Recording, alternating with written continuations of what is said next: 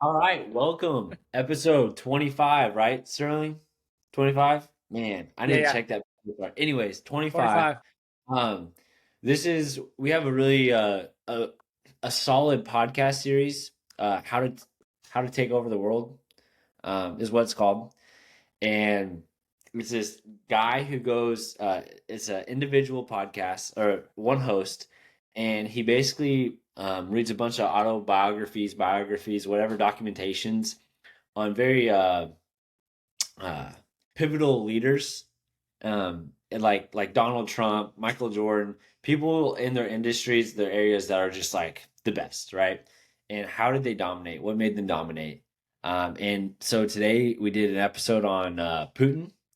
I sent Sterling the link to this podcast series, and I said pick one out.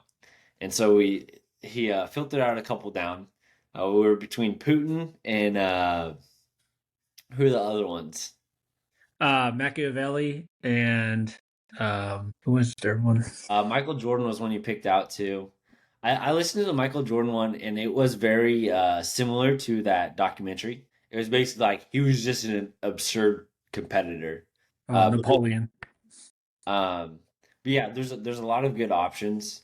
Um, I've listened to it a couple times, and so I had saw a snip of the Donald Trump episode he just released, and it was kind of front of mind when we were looking at podcast episodes for this week. And then I agree with Sterling to do the Putin one because I am so my knowledge on like foreign politics, government organizations, and like what they even stand for, represent, and how they're organized. So I'm like, okay, it's a good opportunity to learn about Putin, and Russia and Europe. Hopefully, get some more context. It was funny because I had to listen to it after going out with the boys on the weekend drive home. So it was I wasn't the Did most did they listen at all? they were all asleep. Yeah, God bless them. about 10 minutes in. But no, I didn't realize I was kind of bummed out because I didn't realize it was a three-part series. And I Me think too. Where are the other two parts? I didn't see those. I don't know. I didn't look. I So was this one was just about the rise of Putin, which I thought was interesting. but the did you notice it was the updated version? So this was Yeah. updated from 2 years ago. So I'm guessing the two and three were 2 years ago. Um, but I was bummed out because when we got to the end, we just got the whole like prologue of Putin. You We know? got his rise, like how he became the first, or how he became president, which was interesting. I had never heard of the story before. Yeah, so before we get into that, thoughts on it overall. We got to start with this. It sounds like you haven't gotten to your midlife history phase yet. Maybe Uh this kickstarts it. no, I think honestly the very first episode we did, the follow-up pod, Ooh, the with Rome one. yes, like Still a great that was podcast. one of those podcasts that would get me into history, if any. But I no, I've always dabbled in the history podcast realm. But yeah, I haven't fully indulged in it. I think it would take a lot. I think it would have to like my day-to-day life would have to change to switch gears and become You're like not you're not old enough yet. That's what it yeah. is. Yeah. It's one Yeah. of those things where like you get to a certain age and you either start golfing or grilling or smoking or being a history buff. It's a rite of passage. You'll get there. Doesn't it seem all exclusive of each other? They you typically can't you don't pick them up all of them, right? You got to kind of pick your lane as the middle-aged white dude. There's certain lanes, and we'll see which ways you go. My guess for you is you dabble in all of them, though. You're a dabbler. I I think think Conley will have a little piece of all of them. the only thing I haven't done is smoked. I don't have a I meant smoker. like smoked meat. Yeah, I don't have a smoker. Yeah. Well, the second you have a good smoked brisket from Well, at a party, you'll one have a of my trigger the next day. buddies got the green egg, and we had some ribeye on it, and it was so good. It was like It's so good. it didn't need seasoning or anything because that charcoal was like flavored. It was awesome. Yeah. Let's So the second thing, I'm glad you said that you found this podcast because no one in our family is going to believe that it wasn't me that found the podcast called "How to Take Over the World." yeah. That's fair. And that, yeah, I kind of felt like I was hoping you'd like it. I thought I you loved would. it. I absolutely loved it. It was spot on. Are you gonna finish the part two uh, and three for Putin? Probably. Yeah, I'll probably check out a couple other ones. The other ones I sent you, I'll definitely be listening to. I lost connection there for a second. Yeah, I'll be watching them. Okay, nice. That's a good read on it. Yeah, I also I think I said this, but top three in my podcast intro theme songs. It's great. It was great. Uh-huh. What a clip. Yeah, and man, Have you ever heard of Hardcore History yeah, with Dan Carlin? Dan Carlin. He has an intro with famous historical clips. This is like the Gen Z version of that. Where it's from great people and there's all their like one-liners all in like a supercut, but it's got Conor McGregor instead of Abraham Lincoln. But it was good. It was a good intro. That's a funny comparison. Yeah, I wish I could play it. I don't have it doesn't look like his episodes show up on YouTube. But yeah, it's a solid one. That the acquired intro is great. They have this like they got this guy to make a song for it, and it's like it's awesome. And Really? then the Theo Vaughn one is good. I like Theo. Yeah. It's like uniquely him. It doesn't fit him, but somehow fits him. He rocks it. He But does. yeah.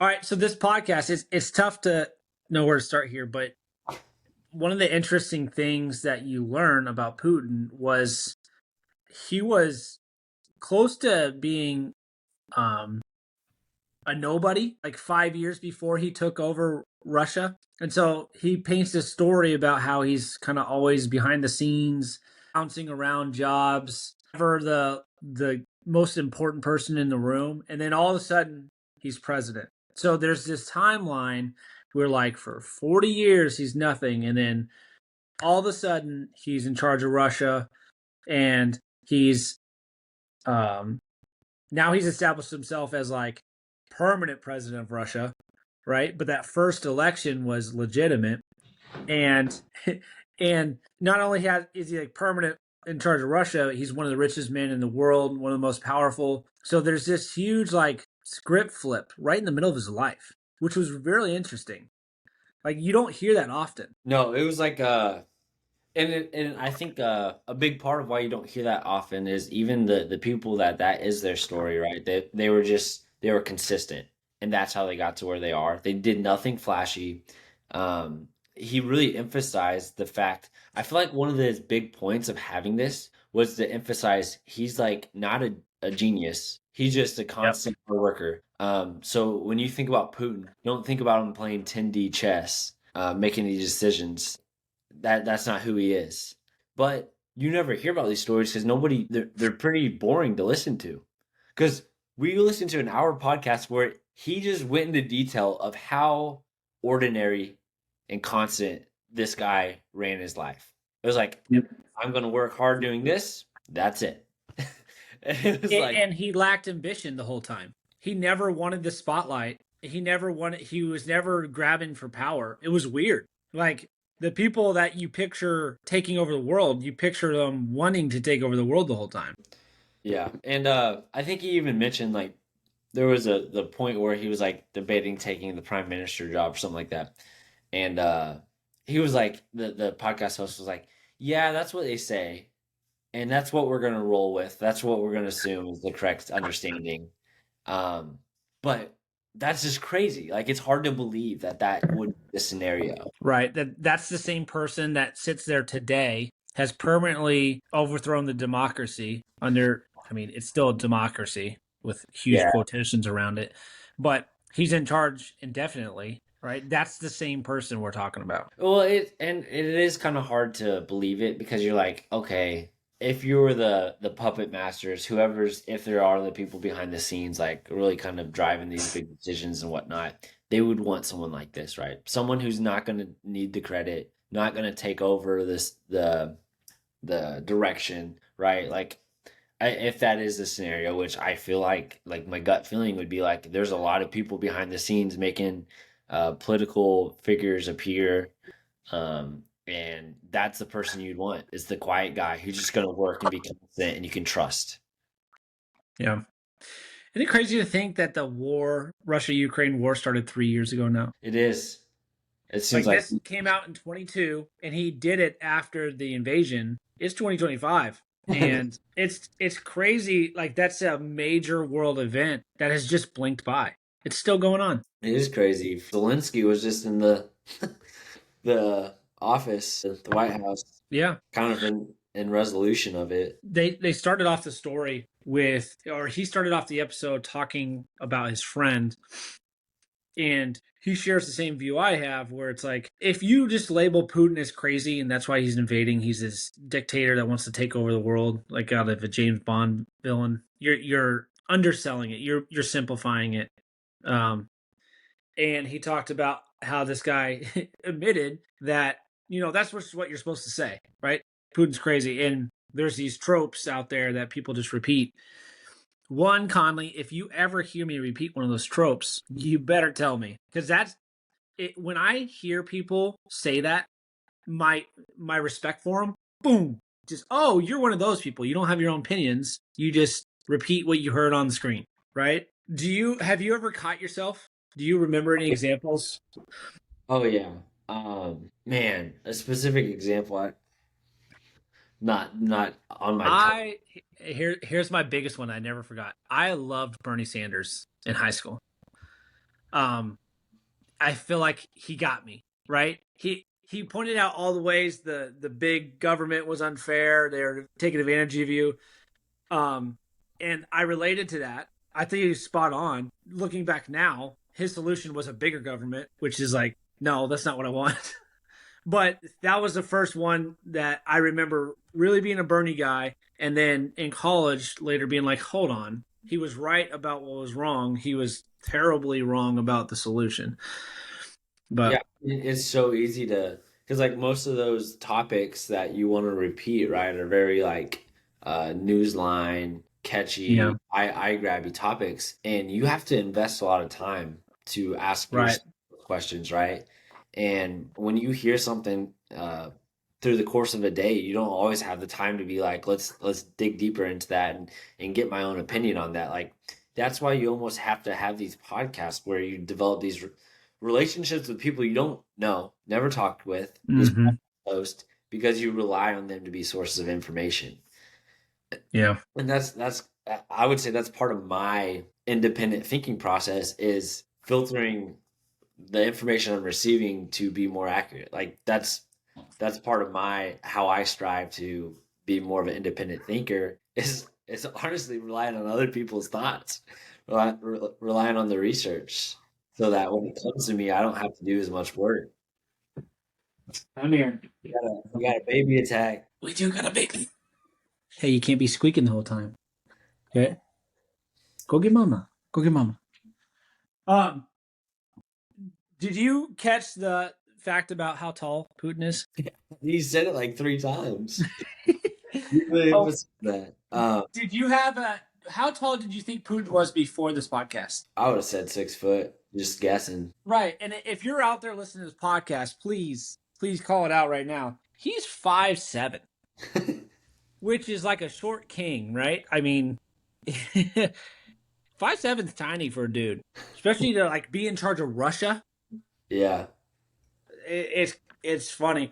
It's It's another atypical thing with him, man. I think that is an important detail, like in a it is it biography. is, and it's funny how subtle propaganda it can be, because I've never seen Putin in a video where he's being towered over by somebody, Oh yeah. but it should happen all the time. So they obviously plan around it. Well, like when like I don't know, have Putin and Trump ever met? Yeah. Look, the picture of them meeting, they're sitting down. You know that was a requirement. Yeah, right. It's that type of thing. The amount of PR Yes. behind these world leaders is crazy. Yeah. Yeah, so you just Google it. Even that, yeah, that one from the right there. Like The a top, angle makes it uh, look like he's not short. That's cute. Got a cute little smile. That's funny. What was I gonna say? Sorry, you go ahead. I forgot. Well, so I'm just gonna scramble through the Yeah. summary real fast. He's born in St. Petersburg, which after World War II is like devastated. So it's a poor city. It's a tough city. It's socialist Russia. He's a unremarkable student, and he falls in love with this spy movie. Wants to become a spy. Goes to the KGB. They say, it's not how this works. Go get a law degree and come back to us. He did that. Wasn't a crazy student, but was able to get into the KGB. Got assigned this unremarkable post. Got assigned another unremarkable post. Um, Never really did anything that stood out. The KGB or Russia fell in East Germany, and um, Russia changed its government, right, to a democracy. And he was he partnered with a moderate level politician. He was his number two, kind of rose to the ranks there, and then got partnered with the future president of Russia as put in charge of the KGB, and then was kind of appointed as the successor. And so you could see this career. It's like meh, but somehow he, like you said, he's consistent the whole time. And through like a couple of lucky breaks, he is extremely popular at the time of a presidential election, and just gets voted in to become the Russian president. And that's how the part one ends. So it's very interesting. You see this guy who's supposed to be this villain. He's just this ordinary dude. I can almost picture the like Hollywood montage. He's boring, he's gray, nothing exciting, and all of a sudden he looks up and he's president of Russia. So that was kind of the 5 second version of the his rise. He had a couple. So it's called How to Take Over the World. And every time he said, "Okay, this is what we see in these leaders that are great," here's what I wrote down. He's able to, or no, you own your weaknesses. You can compartmentalize your life. You're consistent. Your willingness to give credit and make your boss look good. Those are the 4 things I wrote down. Um, Conley, do you do any of those? You're muted, Conley. The one that stuck out to me was willingness to make your leaders look to give credit to your leaders. That's something I would like to say I relatively do well, but something that I kind of as it came across, I was like I need to make sure I'm doing that. That's So something in the corporate world that's a superpower that takes a long time for people to get. People think that in order to rise up the chain, you got to make yourself look good. And I find that to be extremely difficult and rare. Most of the people, their boss gets promoted, their boss brings them up with them. And it's kind of a train all the way up, right? You pick your inner group, that inner group succeeds, gets pulled up, right? For those that have not tried this, I would highly recommend trying it. If you want a good raise at the end of the year, make your boss look good. I promise everything will work itself out. Don't do what you think will work. Do what your boss thinks will work. What your boss will think highly of, and I promise you'll get rewarded. And it doesn't. It's not obvious, but it's real. I would with those traits, what would you pick to I put like that one too. And then consistency.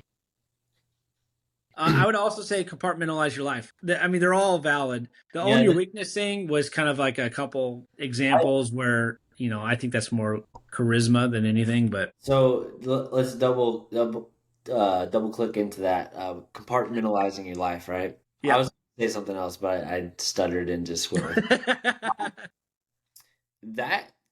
Doesn't seem to be an optional trait for leaders and like successful people. That's like a required trait. the other option is not to have a life. Yeah, yeah, yeah. I think that's true. You can either very well compartmentalize, or you can just not have one. Yeah, and option two isn't an option for me. It doesn't seem like why would you want to be successful in those realms and not have a life? So that's just stupid. You're yeah. I think that's more common than you think, though. Yeah, I mean I see it. I mean, even with myself, like I've found myself really enjoying work because it's like when you're really good at something, you're with a good team. It's addicting, right? It's Yep. you don't have to deal with you don't have to deal with any. bull crap. And it's just work, right? It's like we're here to work, we're doing good stuff, we like each other, let's do the project, right? It's very addicting. So I can see that. Um, I being feel one. like that's going to become more popular with the newer generations that don't have as many kids. You see it from time. It's not always the case, but if someone for whatever reason didn't have kids, they're often really high up the chain because what else are you going to do in your late 40s and you don't have kids? Mhm. You're going to freaking work, you know? So, I guess on that topic of like the traits of a leader. So last year, I don't really do New Year's resolutions because they're really hard to track. My biggest thing is like I like to have like a word or phrase of the year to live by. And last year it was constant. I just really wanted to focus on being constant. I think we've talked about it before. And then this year it's like pedal to the metal is mine is the phrase that I'm just Yeah. like, whatever we're doing, full speed, let's go. And what that really is being able to compartmentalize, right? It's like, all right, for this time slot, open up the drawer and fully indulge in that drawer in that context, right? And it's don't be yeah, and I think that's a different way for me to look at it is to be able to compartmentalize, and that's a very tough word for me to say right now. I'm like really struggling to say that one, but I just keep saying it. But I like that. I'm gonna think about it more in that light. Yeah. When you have that horrible day at work, can you come home and still be kind and patient with your wife? And then vice versa. You have, I don't know, you're having a rough time outside of work. Can you bring it, or can you keep it from impacting your work? The example they have with Putin was his wife got in a car wreck, damaged Dude, her spine. most Russian thing ever. He asked the doctor, "Is she going to live?" He said, "Yes." "Is there anything I can do?" "No." He's like, "Okay, I go back to work." I go back to work. The podcast host had a really good Russian accent too. He did. He Oh, did.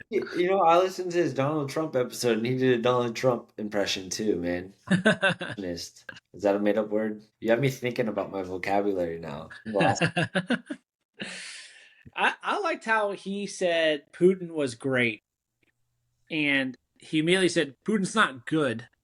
That's not what I'm saying. I'm saying he was great. He was great at being consistent. He's obviously great at maintaining power.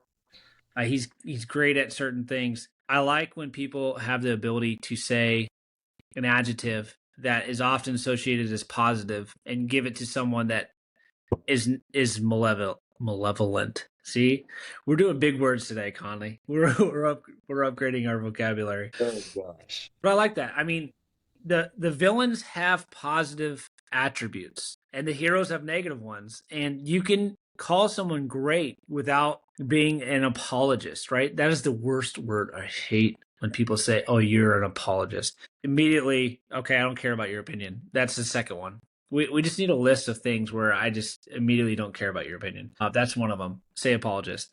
But yeah, they're like, think of all the villains. If you had to, you could say something good about them. And I like you can tell when you're fair when you're objective about someone you're supposed to hate. Yeah, I mean, people who were this like influential, good or bad, like they were doing something Right. way better than other people. They were really good at something, and it's Yep. worth studying because they were probably just missing one other attribute to turn that into a good story or Right. a good. That's a good point. If their daddy would have loved them just a little bit more, you know, It's they would usually have went from being a dictator to like a charismatic hero. Mhm. You know, there was a part in there where he was in charge of the war effort. There was an internal war in Russia, um, where the Muslim population was revolting after they set up a democracy, and he went in there and his stance was, I'm just going to smoke these guys. We're not going to do this insurgency game. We're going to flatten this city. And he flattened it. And the Russians loved it. And I thought that was interesting. He didn't really point it out, but if one of your rises to fame was flattening a city, just being extremely heavy-handed, that feedback loop of you do this, the whole country loves you. How do you think that had to play into this Ukrainian war, right? His very early success in his career was just being heavy-handed. NATO's not listening. NATO's trying to bring in Ukraine. We're not going to have that. We're going to go flatten that place. That had to be part of his decision making later on. Like That's a good catch. we didn't get to part 2 and 3, but I'm wondering if that comes back, Yeah, right? I would almost be surprised if the host says something so blatant, um, like that, like an opinion like that. Yeah. Oh yeah, he's more historian rather than Yeah, trying to dive into his I think psyche. I didn't pick up that take. I think that's a real good like thought there. But I would be surprised if he would say something because he seems to really just um want to expose Putin himself as the man. Like, who is he? What are his motives? How did he come to the position he's in? Um, and the host seems to be very obvious about his motives behind doing the podcast. You know, he's like, I just Right. want you guys to know who Putin is Right. Want to understand him. because these are big decisions and big topics and conversations, and we can't just, oh, he's crazy. He's the one's power. And if he in fact isn't crazy, then the response you have to his war is different Hmm. if you understand him. Yeah. I had one final big point, but I'm gonna save it to the end because I really like it. I think you'll like it too. You got anything you want to hit? So this is like off topic a little bit. So, well, I was driving when I was listening to this, so the notes are slim. Uh, Braden wasn't taking notes for you. I did I listened to some other podcasts from this guy earlier in the week, and there were some really good ones. So, like, if you're just looking on leadership podcasts, honestly, because How to Take Over the World is a leadership discussion. You have to be a great leader Yeah. to take over stuff. Right. So there's some really good ones. Uh, I did on end of my drive today. Once I finished it, it started the Brigham Young podcast. Brigham Bueller, No, Brigham Young, the Mormon guy. the BYU. Yeah, Oh, yeah, okay. hey, On the same guy's channel. yeah. Oh, He has okay. I think it's a part or it's a 2 or 3 part series, which is crazy because this dude like took a huge chunk of the U.S. population by storm. Like it is a guy to be studied, no matter what you believe. But he mentioned at the beginning that he is his great great great grandson. Yeah, I was like, that's crazy. Wow. Yeah, so that was an interesting fact that you might not find. But yeah, I was like, it's not super crazy because like that Brigham Young dude had like 50 kids, but it was Well, something yeah, I yeah. was noting. I was like, that's an interesting fact about this dude. It's also funny how these great people, 3 or 4 generations later, their families are normal families, Yeah. almost always. And it's a great representation of how it's so rare and so hard to maintain power, the lead. Like human nature at its core returns you to the average. It's so funny. Like find a family that has been kicking butt for 100 years. It's hard. Mhm. It's Even hard. even the Trump Find a one. business, Yeah. right? The Trumps are killing it right now. In 100 years, you might recognize the name, Well, but I guarantee they're insignificant. his dad was the first one of wealth. Right. Building just when people started coming back from fighting the wars. Yeah. So that's like a only 2 generation old family right there. Right. Success, at least. Yeah. All right. What's your big hitter here at the end? You ready for this? I am. I'm hoping it's fire. So there's 4 things that I recognized were very similar to the Trump movement we have now with Putin.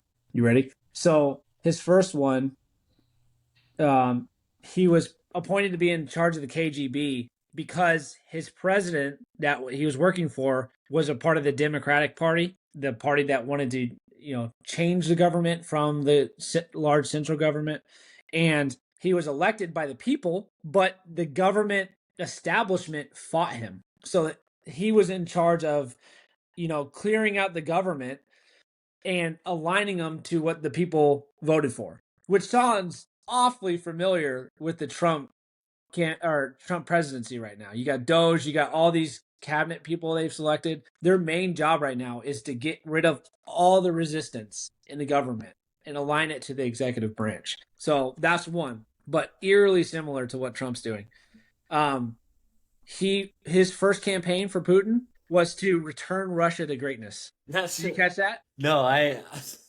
That's a Make good. Russia great again, baby.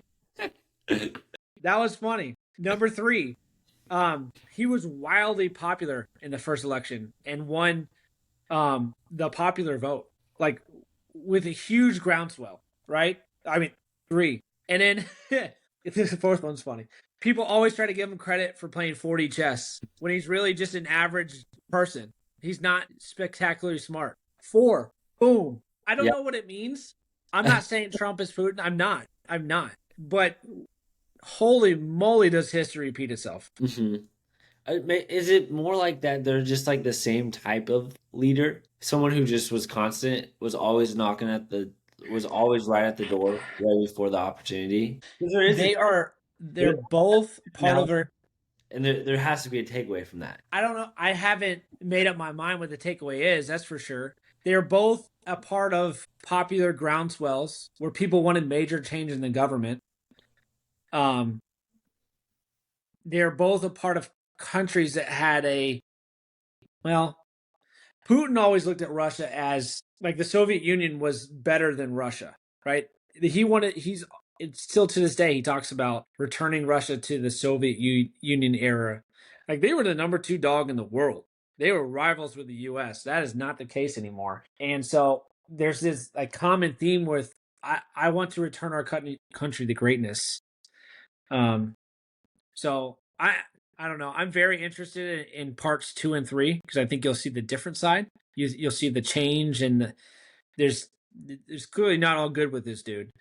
But I don't know. It's got me thinking. Like there's some parallels here. Yeah. No, that's a great analysis. Um, the part 2 and 3 is going to be very interesting because they spoke to it a little bit, but um, one of the things I noticed or took away was like Putin was lobbied as a less corrupt politician, and he was Yeah. like that's like it's an interesting concept because they were all very very corrupt. Like that's what they're known for. And to be a less corrupt one was like one of his like big um points of uh running, you know. That could almost be number 5. I mean, you remember that portion when he was going up against Hillary in that first election and they had on debate and she's like, show your taxes. You cheat on your taxes. And he's like, yeah, I take advantage of the loopholes you created for all your buddies, right? I played those games. I just played them better and I'm going to change them, right? It's kind of like I was one of the rich billionaires that people kind of link with the corrupt government, but I'm not one of them. I was. I don't Uh-huh. know. There's some Yeah, parallels there. I think that parallel is probably one of the more predominant ones now that you say it. Yeah, I agree. He is. If you zoom out, he's a billionaire that is making a massive power grab. He should not be the hero, but somehow he has painted himself as the savior. Yeah, I mean maybe that's where the parallels could start to vary though, as We'll see. because Right? he If he does what he wants, I'm sorry, I interrupted. well, it's like Putin started without money, now he's got money, and it seems like that's where he starts to become more corrupt, is once he starts to get that power and money. And that part 2 and 3 is what I would assume, maybe. Um, that's my assumption of how I would expect the next two series to go. And Trump, he kind of had all that money, he was corrupt, and all the light on him, making him have to be more like to walk the straight and narrow, you know? We'll see. So we'll see if he does any money grabs, like with crypto or anything. Something I'm watching out for. Something I'm worried about as someone that's rooting for him. We'll see after he like really establishes control of the government. If he does get all these people that have controlled the government for so long out, and he puts in people loyal to him, there's going to be a big inflection point here where he can walk into the sunset as someone that, what did a huge good for the country and then did his duty and left. Or, things could get weird here. They could, and I hate the fact that we're already on to like what's next because the All In podcast this week they were talking about midterms. It's like we just got done, and now we're talking about midterms already. Right, but that's the beauty of the United States democracy is, you don't get entrenched. Well, ideally. Yeah, I mean, I wasn't really trying to paint it as a bad thing. It's more just like it's moving. It moves You're right. fast. You're right. If you got someone that you're aligned with and is making a lot of good progress, it seems like a waste to have like this 2-year window where you really have the power. If a recession hits like people think it would, then they're probably not going to win the House again. They're probably not going to win the Senate. It's probably going to flip on him. And then his power will be dramatically less in the last 2 years. So you essentially have 2 years where you got all the things lined up and you see how far you can get. Yeah, at least it probably seems pretty obvious though that he has this. I mean, everyone would know you have this 2 year window, but I'm sure we'll see a lot of decisions to make this 2 year window optimized. Yeah. All right. Cool. So, That hey, that was a banger to end it, right? that was a good finale, Sterling. Good work. Good work. Thank you, sir. Thank you. All right. All Any right, last episode 25, the follow-up podcast. Thanks, everyone.